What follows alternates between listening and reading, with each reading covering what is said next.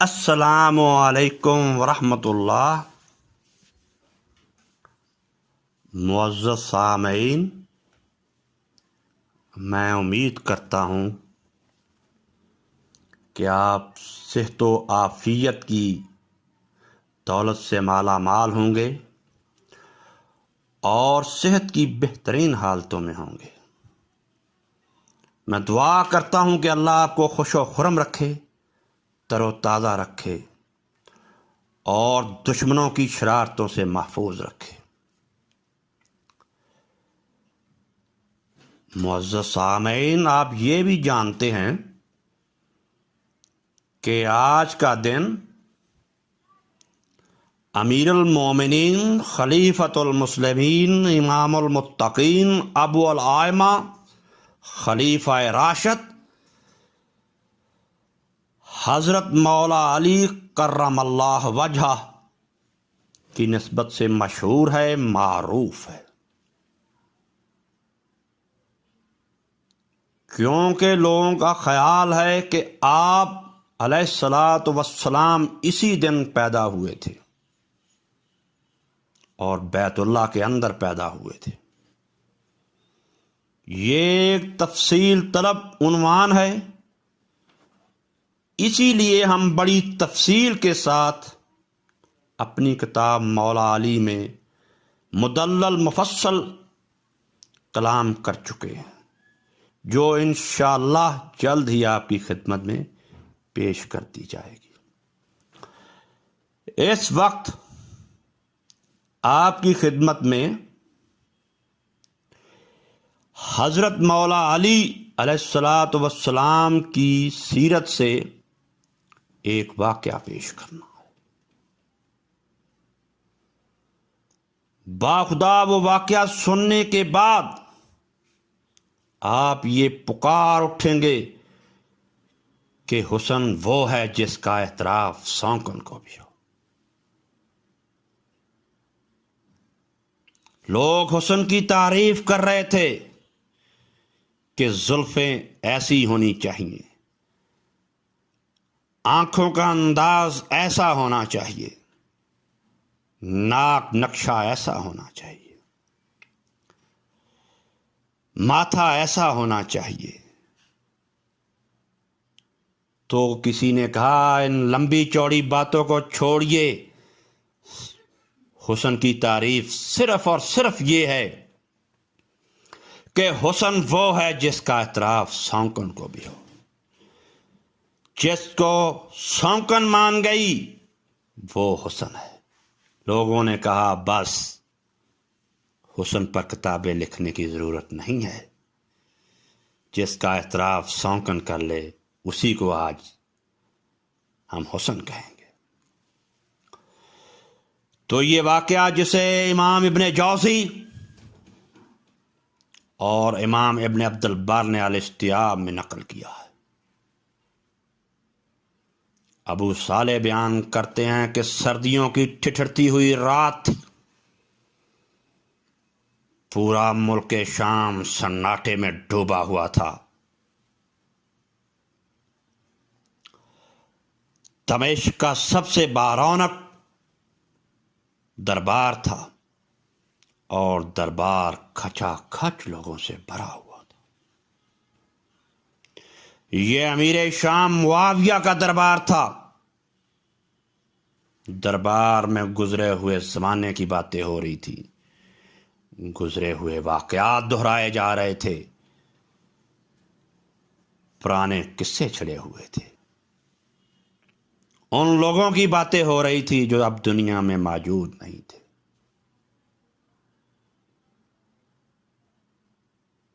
بات چلتے چلتے امیر المومنین مولا علی پر جا رکی۔ جب مولا علی کا ذکر آیا تو دربار اور سناٹے میں ڈوب گیا، خاموشی کی چادر اور گہری ہو گئی، سانسیں جہاں رک چل رہی تھیں وہیں تھم گئیں، وہیں رک گئی۔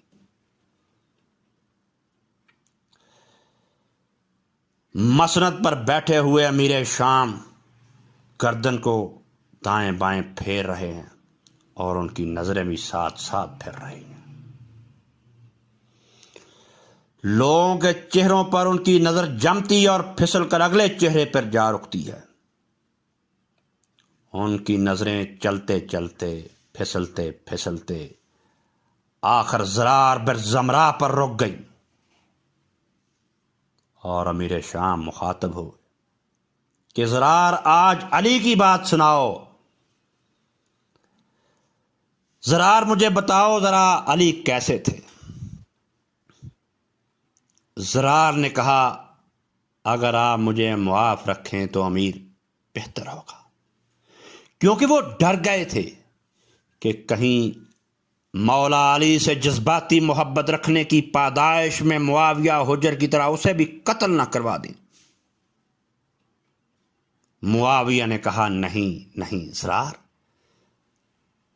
میں علی کی بات سننا چاہتا ہوں، تمہاری زبان نہیں سننا چاہتا ہوں۔ زرار اور سہم گئے، زرار اور ڈر گئے، کہا حضرت مجھے معاف رکھیے، میں آپ کا شکر گزار ہوں گا اگر آپ مجھے معاف کر دیں۔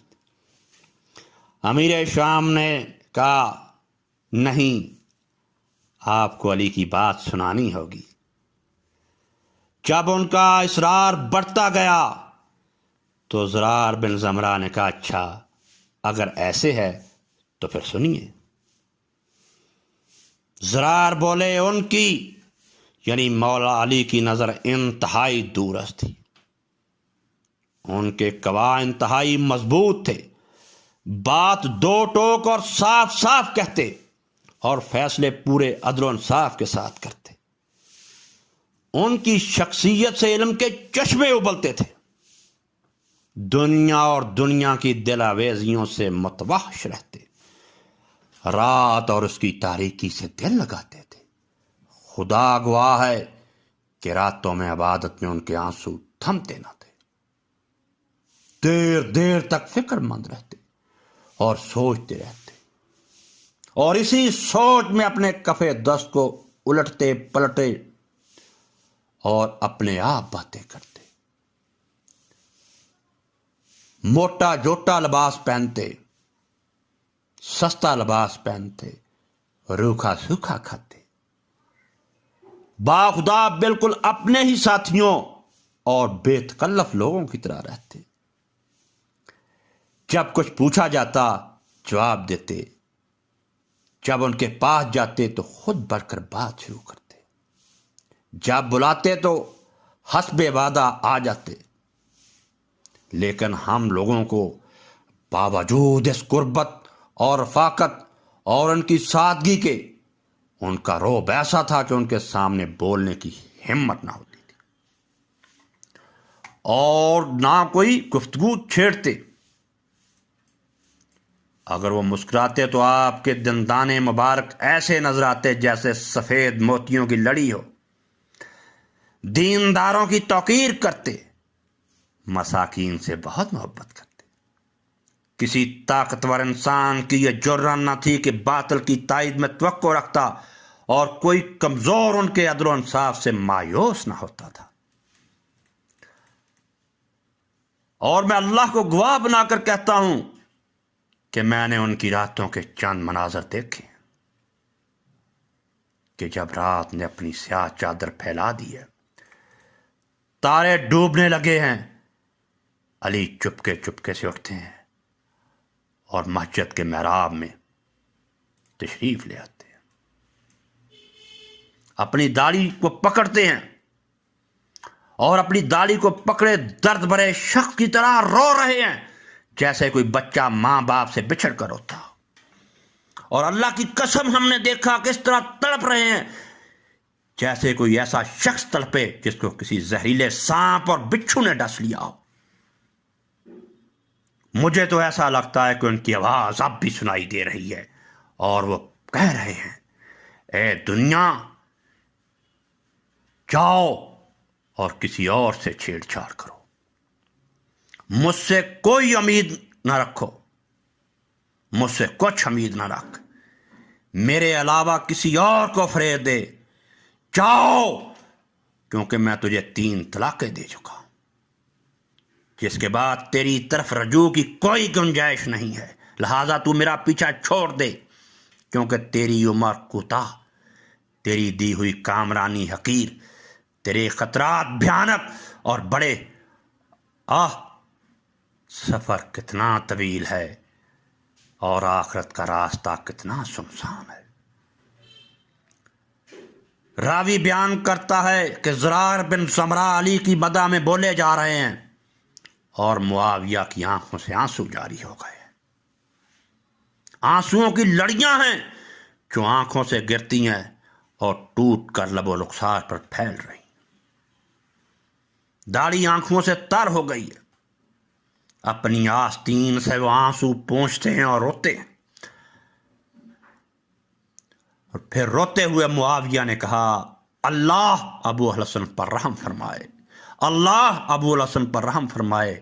واقعی ان کا یہی حال تھا، وہ واقعہ ہی ایسے ہی تھے زرار جیسا تو نے کہا ہے۔ اچھا زرار، اب تم بتلاؤ، تم اپنا حال بتاؤ کہ تم علی کی جدائی کو کیسے محسوس کرتے ہو؟ کیا وہ اس دنیا میں نہیں رہے؟ زرار نے چیختے ہوئے روتے ہوئے کہا، اگر آپ پوچھتے ہیں تو مجھے اللہ کی قسم علی کی جدائی کا ایسا غم ہے جیسا اس عورت کو ہوگا جس کا بچہ اس کی گود میں ذبح کر دیا ہو اور نہ اس کے آنسو تھمتے ہوں، نہ غم ہلکا ہو۔